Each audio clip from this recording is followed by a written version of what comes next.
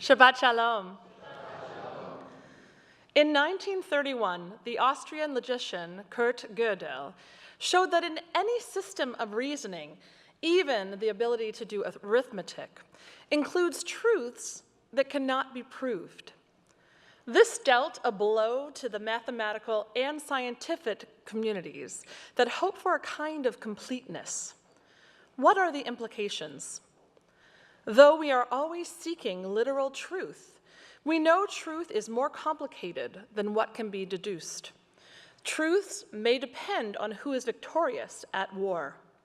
Truths may depend on what children learn from their parents. In science, truth is based on rational explanations and conjectures. When a better explanation comes along, a new truth replaces the old. Furthermore, many truths we care about cannot be explained by science or rationality. From the youngest of ages, we wonder about things we experience that we cannot fully articulate. Think about love. Think about death. Think about God.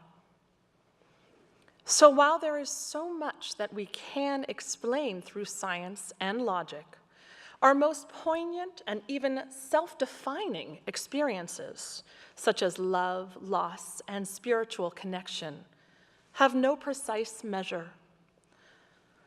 I have been thinking about truth.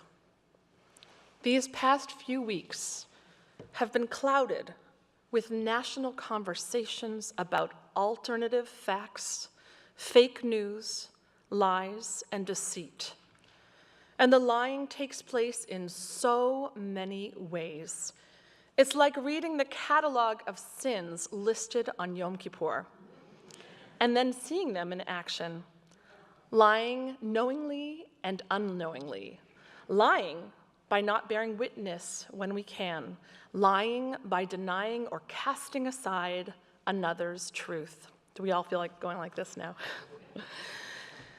Over the past weeks and months, we have seen an uptick in anti-Semitism quite unlike anything most of us have experienced in recent memory. From swastikas being marked on subway station walls and trains and painted on children's jungle gyms at playgrounds, to incidents of Jewish people being told in person and over social media to go to the gas chamber, to the recent rash of bomb threats that were called in to over 30 Jewish institutions in our country. We are in a new time where such expressions of hate are emerging from the underbelly. In reaction to these acts, we have not seen large-scale condemnations. We have barely even seen acknowledgement of these acts of anti-Semitism that have occurred. They are simply swept over and cast aside, a truth denied through silent witnesses. A good decade ago, I saw a movie called The Jane Austen Book Club. It was not such a memorable movie overall, but a particularly disconcerting scene has stayed with me all of these years. A mother and a young daughter are speaking. The daughter complains that the mother never celebrated her birthday. The mother responds by making up an elaborate lie about the wonderful party she made for her daughter. "Don't you remember?" she asks her daughter, while weaving a tale about a beautiful party told with such passion and such detail that the daughter starts to doubt her own truth. The daughter cried tears of confusion and deep hurt. Her mother was spinning pure fiction. She was out and out lying. This kind of deception, this kind of deep manipulation is despicable. It dishonored what really happened. It strips away another person's experience and even sense of reality. We read in Leviticus 19:11, "Do not steal, do not lie." Why are these two commandments put side by side? As novelist Khaled Hosseini famously wrote, "When you tell a lie, you steal someone's right to the truth. We find ourselves quite suddenly in a culture in which we need to constantly wade through deceit and dishonesty in our national conversation. And even though we understand that this kind of manipulation and dishonesty is not employed by most people, we find ourselves in a time when it's easier than ever to believe that those who don't agree with us are either misinformed, ignorant, or untrustworthy. It's amazing to me how we seem to have reduced ourselves into good guys and bad guys. We get caught up in us and them thinking, right, wrong, in, out, like caricatures in a dystopian plot. We define ourselves as not them. And so, in some areas of our lives, especially in politics, even our own versions of truth become far less nuanced. I'm right, you're wrong.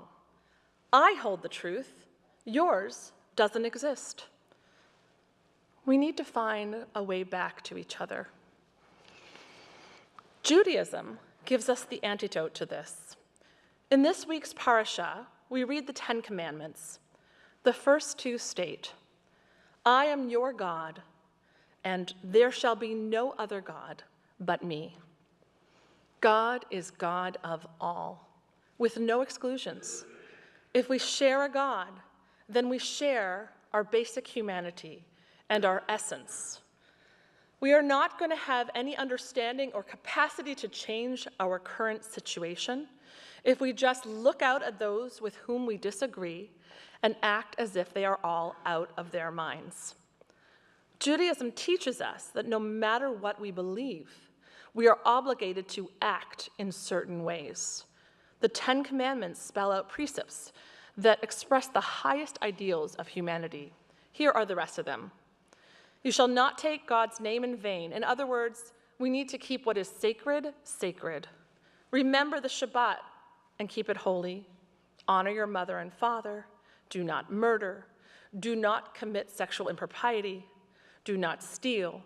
Do not bear false witness. Do not lie against your neighbor, and do not covet. The truth of these commandments is only experienced when we live them. Without our commitment to them, they are just words. But these commandments are needed to live well together. May we return to them and integrate them over and over as the grounding of our lives. In these times of alternative facts and fake news, we have the Torah, which offers us a pathway for ethical and moral coexistence.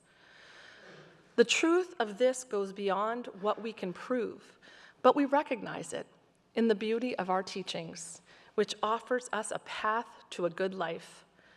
This is the closest we can get to an eternal truth.